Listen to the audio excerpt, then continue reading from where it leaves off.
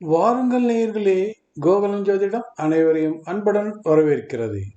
நாம் இன்றைய பதிவில் பார்க்க இருப்பது தலையெழுத்தினையே மாற்றும் யோக லக்னங்கள் பற்றித்தான் இப்பதிவில் பார்க்க இருக்கிறோம். ஒருவருக்கு பிறந்த லக்னமானது பலனற்று யோகங்களை வெளிப்படுத்த முடியாத நிலையில் இருக்கும் பொழுது அவருடைய முன்கர்மாவானது மாற்று ஏற்பாடாக ஒரு யோக லக்னத்தினை மறைத்து வைத்திருக்கும். அவருடைய கர்மாவானது கரைந்து விடும்போது அவருக்கு யோக லக்னமானது வெளிப்படும். இது சற்று சிக்கலான அமைப்பாகும். புரிந்து கொள்வதும் சற்று சிரமமாக இருக்கலாம். ஆனால் யோக லக்னம் மறைந்திருக்கும் அதனை கண்டுபிடித்து பலனை பார்த்தால்தான் சரியான பலன்களை ஒருவருக்கு நாம் கூற முடியும். இது எப்படி என்றால், பிறந்த லக்னத்தில் கிடைக்காத யோகங்கள் மறைந்திருக்கும் யோக லக்னத்தின் வழியாக கிடைத்துவிடும். தெளிவாக சொல்வதென்றால், சிலருக்கு பிறந்த லக்னம் நன்மை தரும் பலன்களை காட்டும், சிலருக்கு ராகு லக்னம் நன்மை தரும் பலன்களை காட்டும், சிலருக்கு பாரம்பரிய லக்னம் நன்மை தரும் பலன்களை காட்டும், சிலருக்கு களத்திர லக்னம் நன்மை தரும் பலன்களை காட்டும். அப்படித்தான் ஒருவருக்கு பாகிஸ்தான் வலு பெற்றதால் அவருடைய பிறப்பானது யோக பிறப்பானது. ஆனாலும் அவருடைய கர்மா அவருக்கு பிறந்த லக்னம் வலுப்பெற வைக்கவில்லை. அவருடைய தந்தையும் தாயும் அவரை தூக்கி உச்சத்தினை தொட வைத்தார்கள். அந்த பாரம்பரிய லக்னத்தினை எப்படி பார்ப்பது என்பது பற்றித்தான் இந்த பதிவில் பார்க்க இருக்கிறோம்.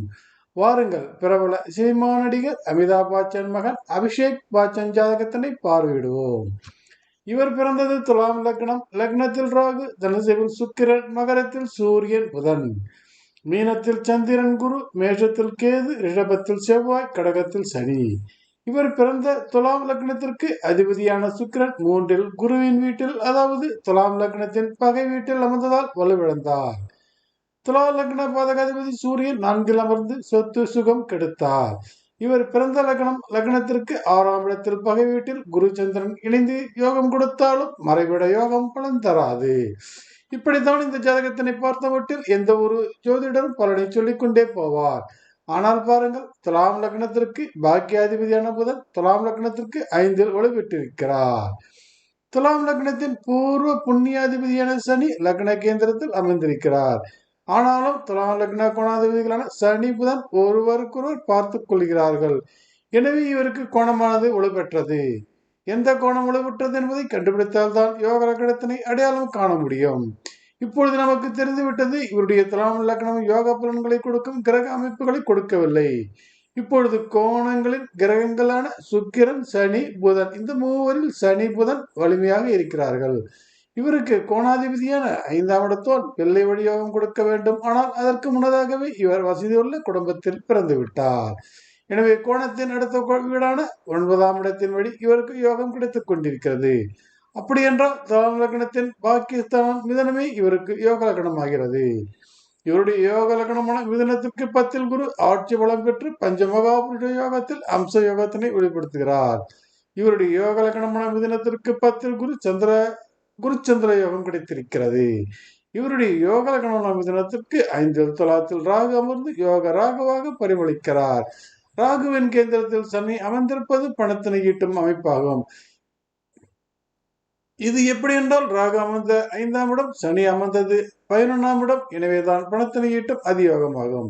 இவருடைய யோக லக்னமான மிதனத்திற்கு பணத்தினை தரும் 2ஆம் இடத்தினை குருவின் அம்சயோக பார்வையும் கிடைத்திருப்பது கூடுதல் பலமாகும். இவர் பிறந்த துலாம் லக்னத்திற்கு தாயாரி குறிக்கும் இடம் மகரம், தாய் கிரகம் சனி. இவருடைய யோக லக்னமான மிதனத்திற்கு தந்தையினை குறிக்கும் இடம் மிதனம், தந்தை கிரகம் புதன்.